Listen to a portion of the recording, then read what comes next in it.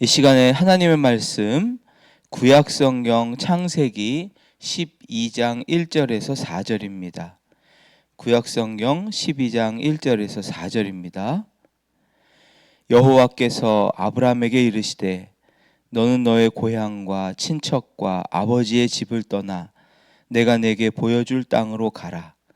내가 너로 큰 민족을 이루고 내게 복을 주어 내 이름을 창대하게 하리니 너는 복이 될지라.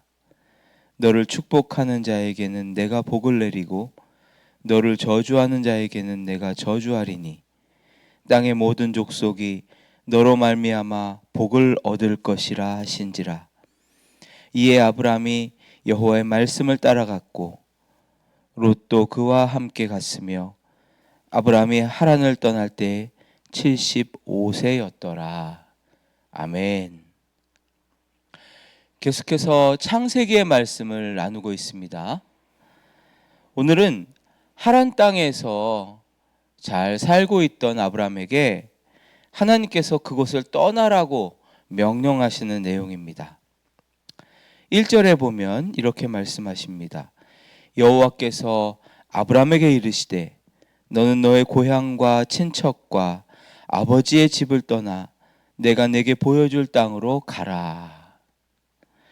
이 명령은 하란에서 정말 잘 평안하게 살고 있었던 아브라함에게 어쩌면 당혹스러운 명령일 수도 있었을 것입니다.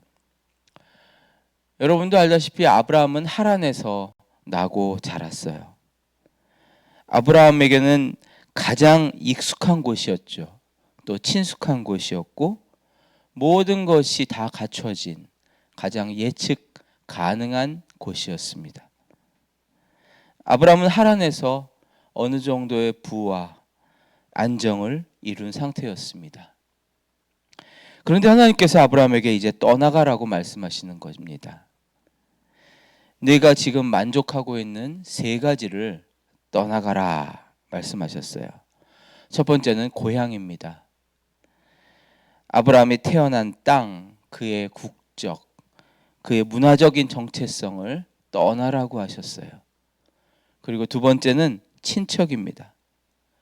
혈연과 지연과 사회적인 안전망이라고 할 수 있죠. 그런 것들을 다 떠나가야 된다 말씀하시는 거예요. 세 번째는 아버지의 집을 떠나라 이렇게 말씀하셨어요. 가장 강력한 표현인데요. 당시 아버지의 집이라 하는 것은 이 표현은 그 사람이 가진 모든 것을 의미하는 표현이었습니다. 직업을 나타낼 수도 있었고 아버지의 집이라는 말은 유산을 상징하기도 했고 또 그의 경제적인 기반, 심지어는 그의 종교까지도 아버지로부터 이어받았죠. 당시 아브라함의 나이는 75세였습니다. 여러분 솔직히 75세는 뭔가를 새로 시작하는 그런 나이는 아닙니다. 물론 오늘날과 비교할 바는 아닐 수 있겠지만 그래도 75세는 젊은 나이는 아닙니다. 오히려 안정을 누리고 지금까지 쌓아온 것들을 잘 유지하고 또 모든 걸 안정적으로 지키려고 하는 그런 나이죠. 그런데 하나님은 75세의 아브라함에게 이제부터 너의 경험, 너의 계획, 너의 안정을 모두 내려놓고 오직 나만 바라보고 내가 너에게 줄 땅으로, 미지의 땅으로 가라 하시는 거예요. 그리고 그것이 결국은 아브라함을 위한 것이라고 강조하셨어요. 1절에서 보면 너는 가라 이렇게 표현하고 계시는데 이 말씀이 사실 히브리어로 보면 레카라는 단어를 쓰고 있어요. 레카를 직역하면 너는 가라, 너를 위하여 이런 뜻을 가지고 있습니다. 문법적으로 보면 만약 하나님께서 단순히 너는 가라, 저기로 가라라고만 말씀하시려면 그냥 가라라고만 표현하셔도 돼요. 그걸로 충분합니다. 그런데 굳이 레카라는 단어를 덧붙이신 거예요. 너를 위하여, 너에게 이런 뜻을 가지고 있는 단어를 붙이셨습니다. 너를 위해 가라 이렇게 말씀하시는 거예요. 하나님의 명령이 갑자기 생뚱맞은 어떤 무리한 명령이 아니라 아브라함에게 유익이 되는 계획을 주신 것이라는 강조를 하시는 거예요. 아브라함아, 깜짝 놀랐지? 그러나 이것이 남을 위한 게 아니라 바로 너를 위한 거야. 그러니 너는 너의 모든 것을 이제 내려놓고 나의 계획을 따라라. 이렇게 말씀하시는 것입니다. 아브라함이 생각할 때에는 그냥 고향에 계속 머물러 있는 것이 어쩌면 더 안정적이고 계속 축복을 누리는 길이라고 생각할 수도 있었을 것입니다. 그러나 하나님은 언제나 우리의 인생 전체를 보시면서 말씀하시죠. 아브라함의 인생은 그냥 가나안 땅보다는 사실은 그냥 하란 땅에서 머물러 있는 것이 더 좋은 길이라고 생각했을 거예요. 그러나 하나님이 보실 때 인생 전체를, 아브라함의 인생 전체를 봤을 때에는 그가 가나안 땅에 가는 것이 믿음의 조상으로서 자리 잡을 수 있는 길이라는 것을 하나님께서는 아셨기 때문에, 만약 그가 하란에서 계속 그냥 그렇게 그럭저럭 살고 있다면 아마 그는 평범한 조금 잘 사는 작은 어떤 족장으로서의 삶을, 부유한 사람으로서의 삶을 살다가 그냥 인생 마쳤을 것입니다.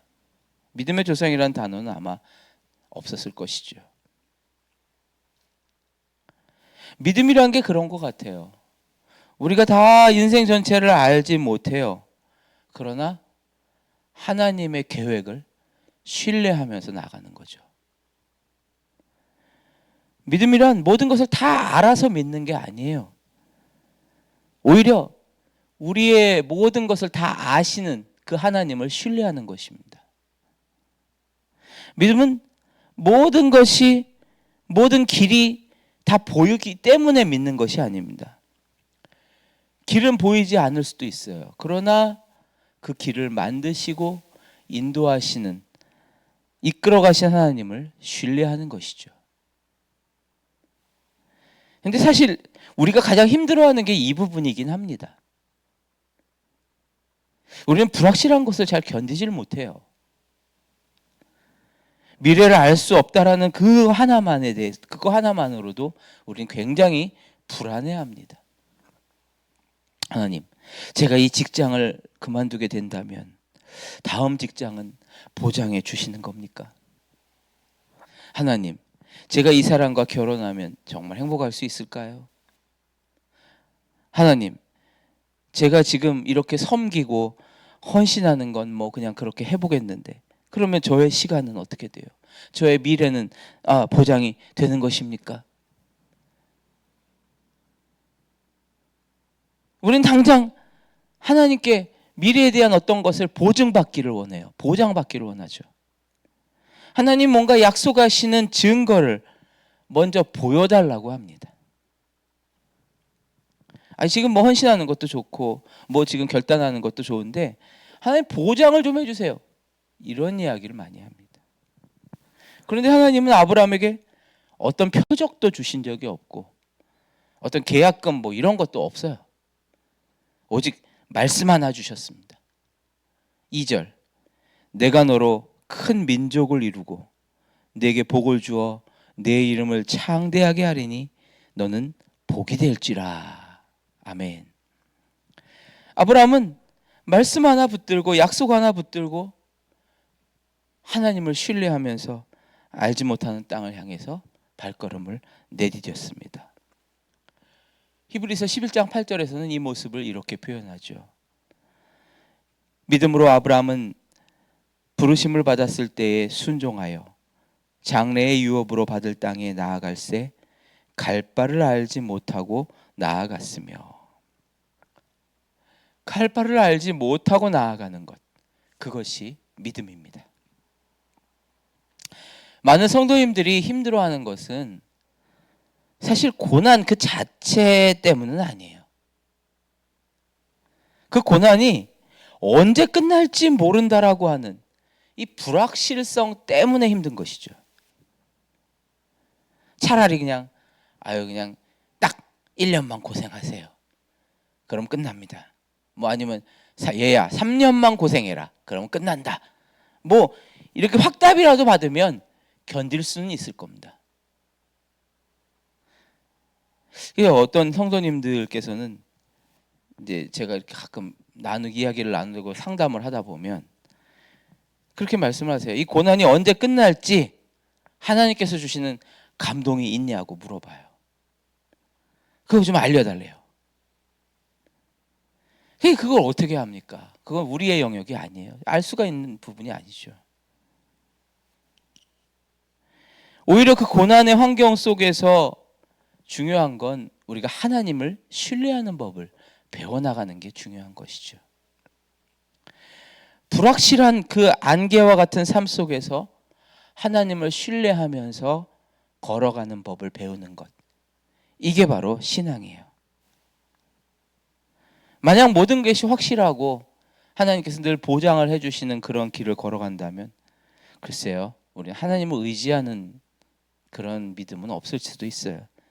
계속해서 정해진 내 계획만을 가지고서 나아갈지도 모릅니다. 그리고 오히려 불확실성, 이것은 하나님을 절대 신뢰하는, 그것을 훈련하는 최고의 방법이기도 한 것입니다. 아브라함은 75세에 하란을 떠났어요. 갈 바를 알지 못하고 떠났습니다. 그리고 그 결과적으로 믿음의 조상이 되었습니다. 복 자체가 되었습니다.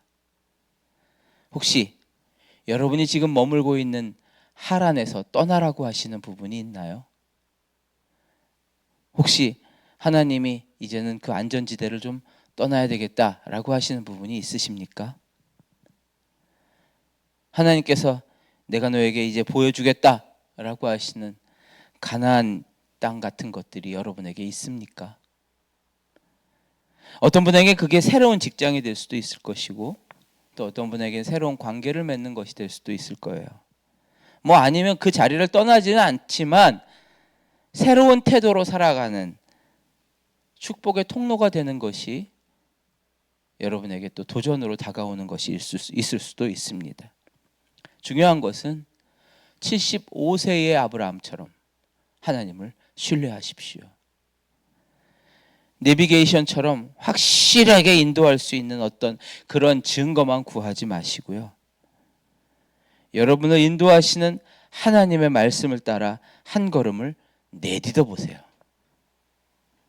그리고 나서 여러분이 머무는 곳 어디든지 그곳에서 무릎을 꿇고 하나님께 예배의 제단을 쌓으세요. 그러면 그때 아브라함에게 나타나셨던 하나님께서 여러분에게도 나타나실 것입니다. 그리고 말씀하실 거예요. 내가 너에게 이 땅을 주겠다. 너는 복이 될지라. 땅의 모든 족속이 너로 말미암아 복을 얻을 것이라. 오늘 하루 하나님의 인도하심을 받으시길 바라고 하나님의 말씀에 순종하는 여러분이 되시기를 축복합니다.